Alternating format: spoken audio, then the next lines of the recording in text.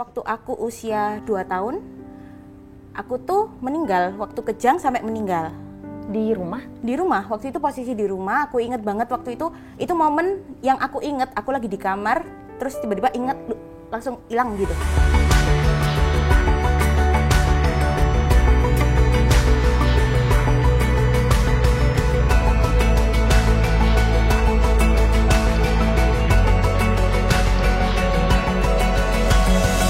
Jangan kasih titik kalau Tuhan mau kasih koma. Hai, kembali lagi dalam program Titik Koma, sebuah program kolaborasi antara Pijar TV dan Muda Untuk Indonesia, di mana akan ada teman-teman dari Muda Untuk Indonesia untuk bagiin cerita kehidupan mereka. Yang mereka pikir ini tuh udah jadi satu titik dalam kehidupan mereka, tapi mereka ada hari ini dan mereka mau bagiin ceritanya karena Tuhan masih kasih koma dalam kehidupan mereka.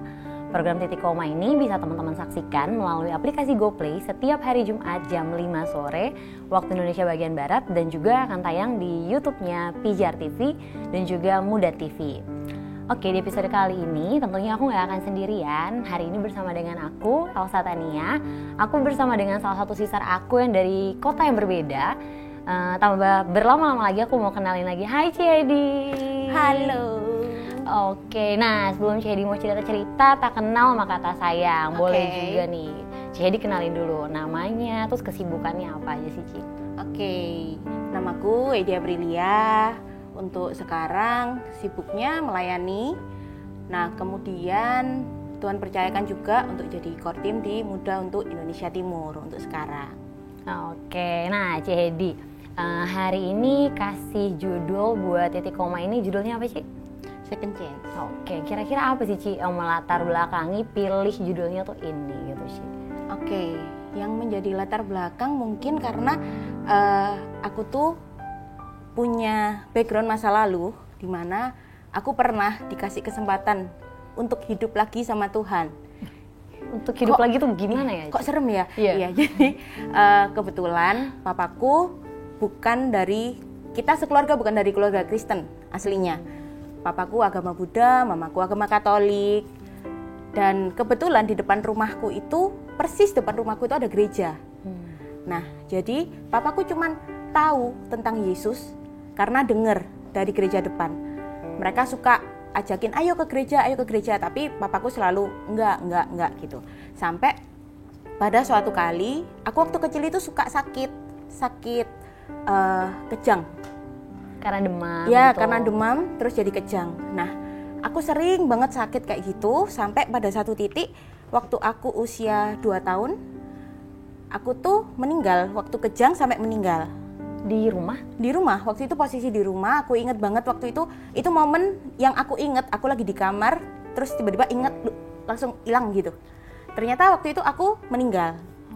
Nah, waktu itu papaku langsung angkat aku. Papaku yang nggak mengenal Yesus waktu itu, angkat aku. Iya Bapak, saya udah fokus deh. Angkat aku, digendong, terus dia keluar masuk rumah 3 kali, tiba-tiba di mulutnya itu keluar, Yesus tolong anak saya. Ngomong gitu 3 kali, terus aku gerak. Nah, ketika aku gerak itu, langsung papaku ajak aku ke dokter. Nah, waktu ke dokter, dokternya malah bilang, kamu kok bawa anakmu ini baru sekarang? Nanti kalau enggak, dia bisa meninggal loh. Papaku marah, udah tadi di rumah, udah meninggal tadi di rumah gitu. Terus dokternya ini kebetulan juga pendeta. Dia bilang, yang sakit itu bukan anaknya, yang sakit itu papanya. Papaku semakin marah, orang jelas-jelas yang sakit anaknya, kok bisa bilang yang sakit itu papanya. Terus dibilang sama dia, kamu punya ilmu ini. Papaku, udahlah ikut yang gitu-gitulah, ilmu ini macem-macem lah. Si dokternya yang jelasin kayak gitu? Iya, terus papaku kayak nggak bisa ngomong kan, kayak bener semua yang dia bilang gitu. Terus akhirnya dia bilang, kalau kamu mau anakmu sembuh, ya kamu harus dilepaskan, karena itu yang mengikat di anakmu. Terus habis gitu aku ngeliat papaku waktu itu pelepasan. Papaku cuma dipegang gini, tapi papaku teriak-teriak. Kejadiannya di situ? Iya, kejadian di situ. Dipegang gini doang, tapi papaku udah teriak-teriak. Kayak panas gitu, kayak teriak-teriak gitu. Terus aku kayak, jangan, papaku kesakitan, jangan. Aku yang marah-marahin dokternya, jangan, papaku kesakitan gitu. Tapi pulang dari situ di mobil, mungkin ada yang tahu ini lagu anak-anak. Aku lupa sih lagunya. Nggak usah. Nah, aku tuh tiba-tiba kayak nyanyi gitu loh, kayak ku menang bersama Yesus Tuhan. Kan aku ikut sekolah minggu, jadi ku menang aku nyanyi. Terus aku bilang sama papaku, sama mamaku, "Pa, temennya Noni mati semua, kebakar semua. Tadi waktu papa dilepasin Noni itu siapa? Aku kalau di rumah panggil Noni gitu. Jadi temennya Noni mati semua." Aku bilang gitu. Dan setelah kejadian itu baru pertobatan di keluarga itu dimulai. Papaku mulai terima Yesus. Terus kemudian keluarga mulai dipulihkan. Terus aku yang awalnya sakit-sakitan karena keputusan papaku untuk terima Yesus pun, aku jadi nggak sakit-sakitan lagi. Dan aku ternyata dulu itu sering ngomong sendiri, kayak di bawah kolong meja, ngomong-ngomong sendiri, kayak punya teman imajinasi.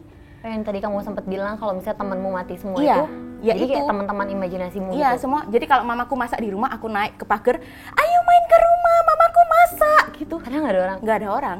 Itu sampai kakak-kakak aku merasa aku tuh aneh. Kenapa sih ngomong sendiri? Kalau apa ya, orang sekarang bilang indigo mungkin ya. Gitu.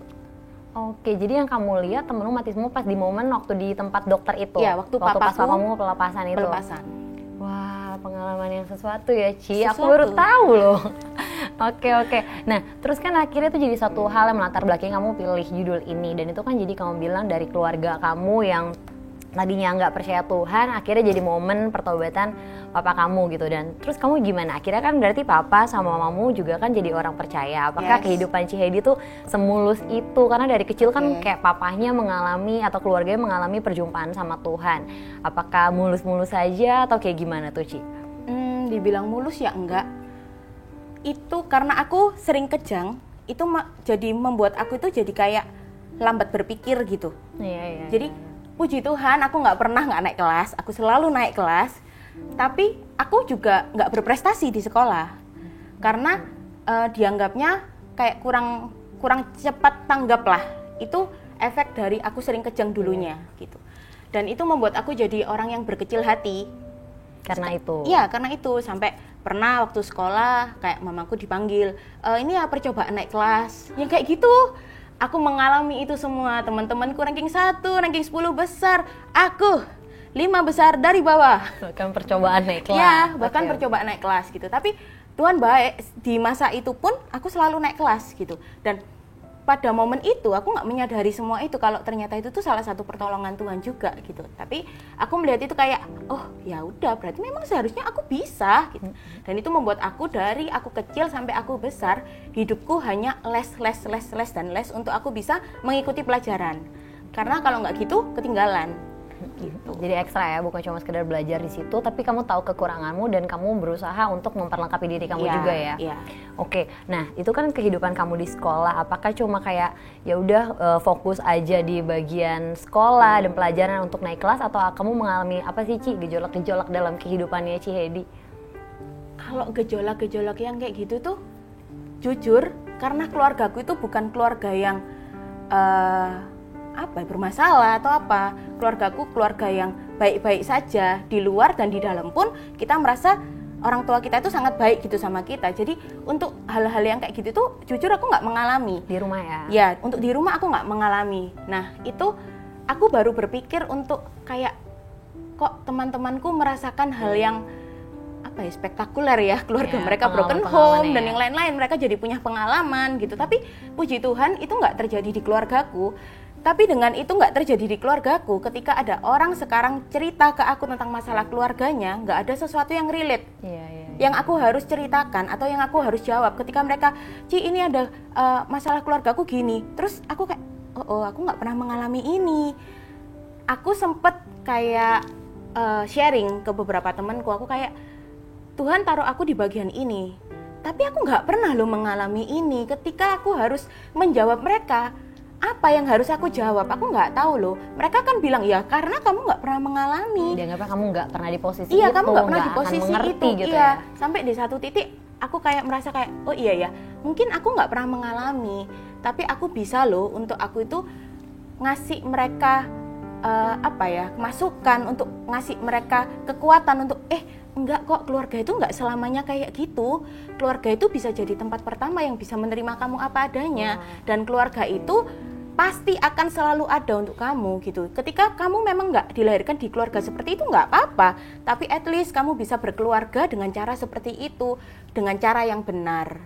Jadi aku lebih ke arah situ akhirnya, karena aku nggak pernah mengalami masalah-masalah yang kayak papaku mukul mamaku atau papaku suka mabuk-mabukan atau apapun, enggak gitu. Karena setelah papaku bertobat, mereka full pelayanan. Oke, tapi kan tuh jadi suatu pengalaman kayak Cihedi akhirnya kasih gambaran juga ke orang-orang walaupun nggak relate ya sama yang mereka alami, tapi ada gambaran ternyata ada kok keluarga di dunia ini yang kayak bisa kok jadi gambaran keluarga yang baik juga gitu ya Ci ya.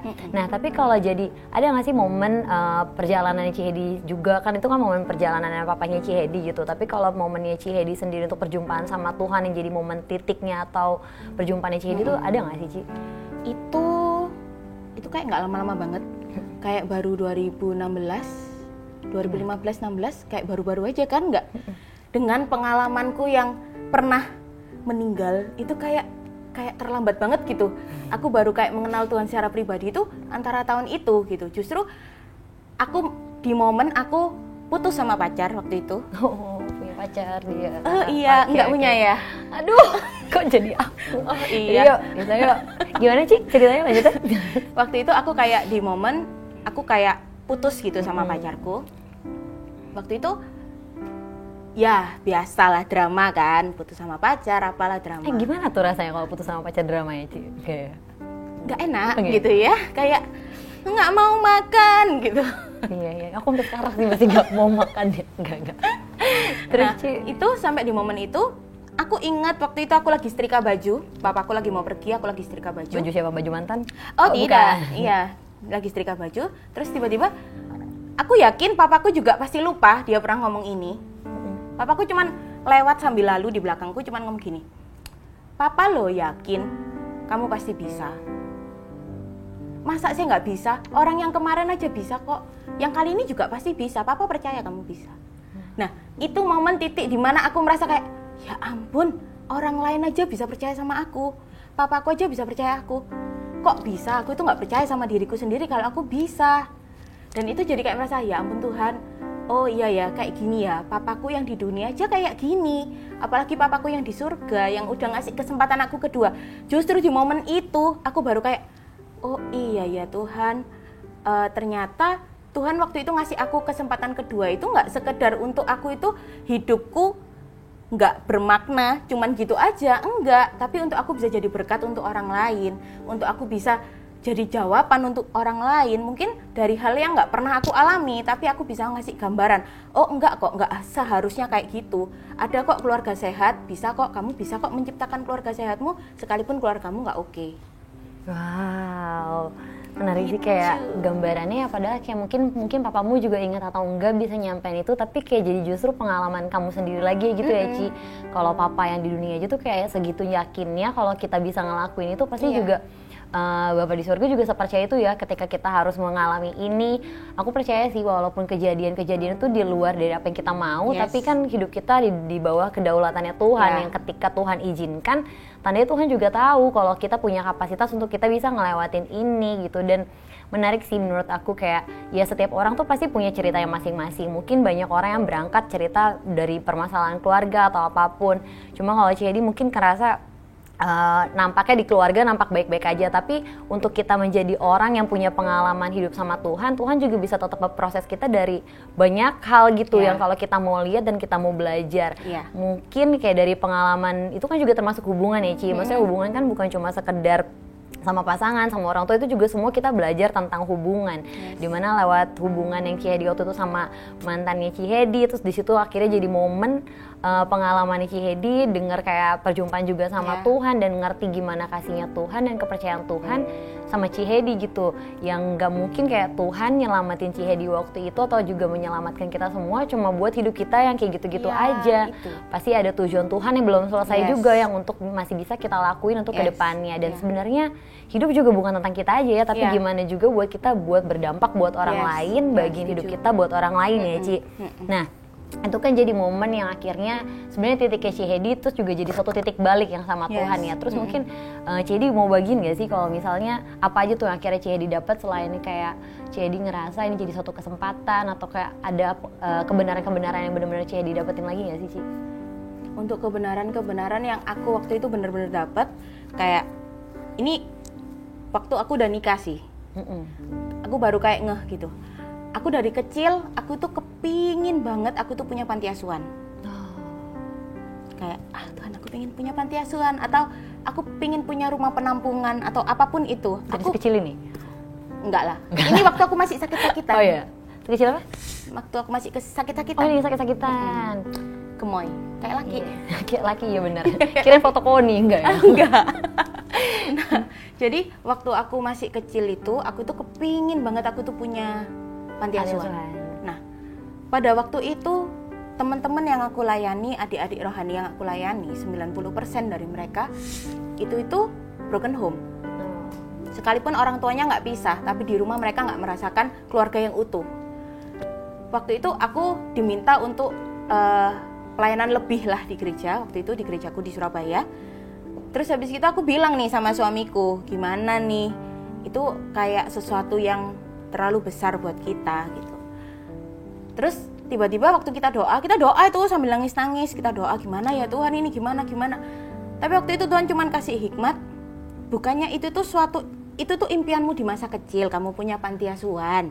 Mungkin secara gedung kamu nggak punya panti asuhan, tapi kamu bisa loh untuk kamu itu jadi pendengar yang baik untuk mereka, jadi orang yang mau memeluk mereka, jadi orang yang mau menerima mereka apa adanya di saat mereka nggak diterima di keluarganya, tapi kamu bisa loh untuk kamu menerima mereka. Dan aku bersyukur aku punya pasangan yang sangat tahu dengan apa keinginanku dan visi Tuhan yang Tuhan taruh buat hidupku. Jadi akhirnya kita melangkah bersama-sama untuk kita melayani. Akhirnya kita tahu, oh iya ya Tuhan panggil kita untuk di generasi, kita mau untuk memberikan mereka figur yang benar gitu loh. Oh enggak kok, enggak apa-apa. Keluarga yang baik-baik itu ada. Enggak masalah kok. Kamu dari keluarga yang enggak baik itu enggak masalah. Tapi kamu bisa kok untuk memulai ketika kamu itu sudah punya hubungan yang baik sama Tuhan. Kamu tahu caranya, kamu akan menjadi sosok mama atau papa yang berjalan dengan caranya Tuhan gitu, bukan dengan cara pikir kita lagi. Itu sih.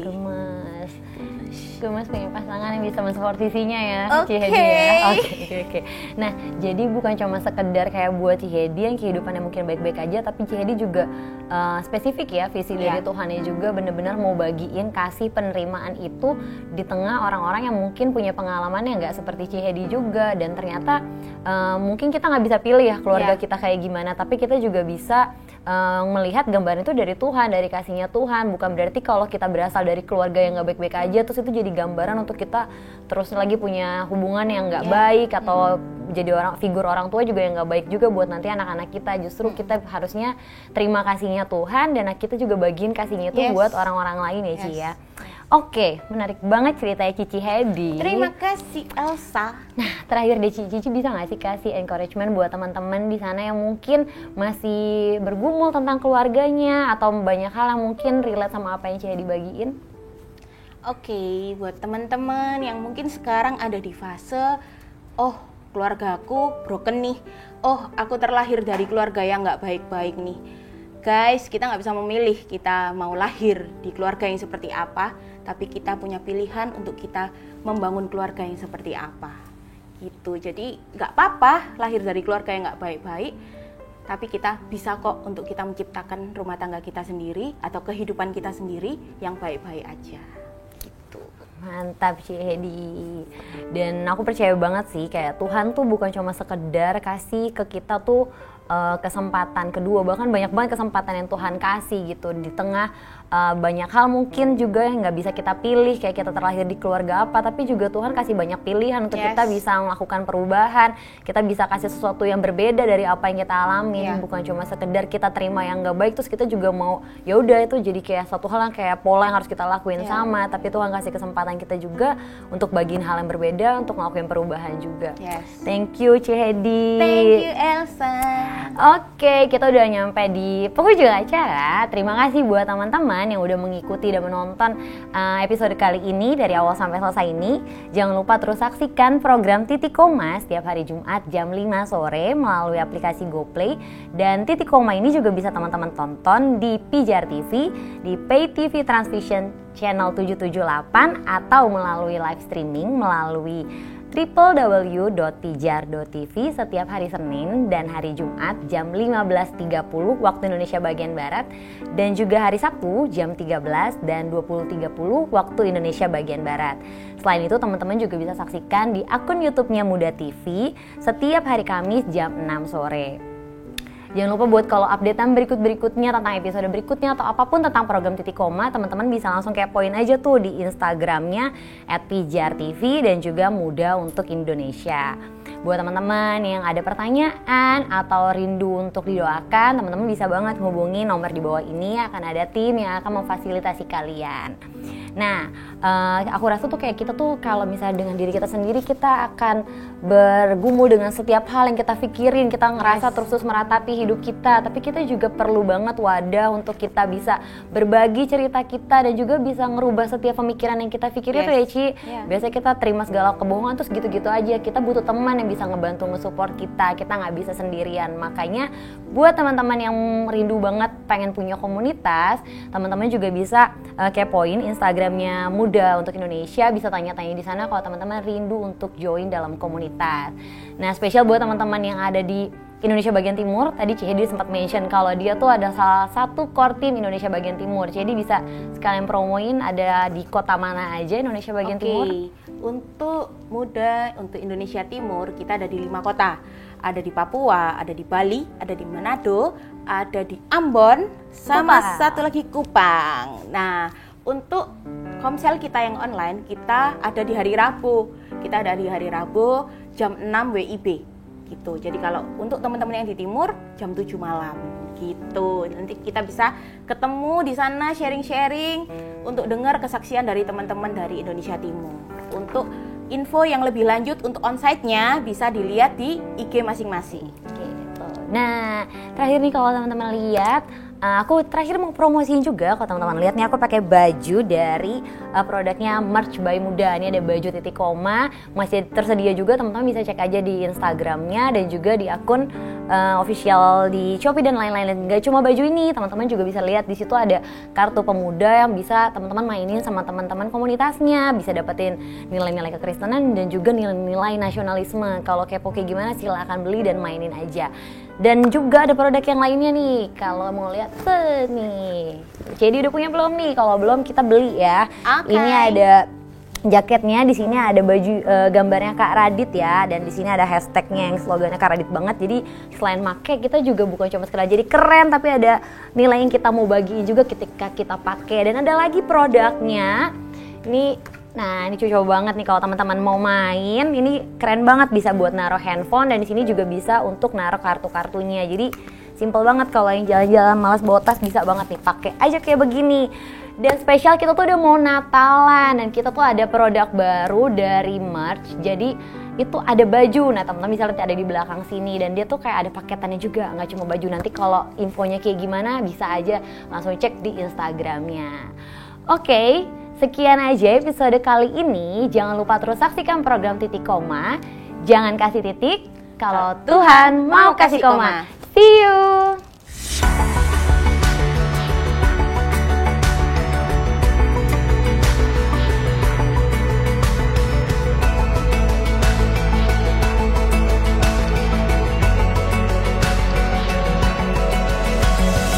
Jangan kasih titik kalau Tuhan mau kasih koma.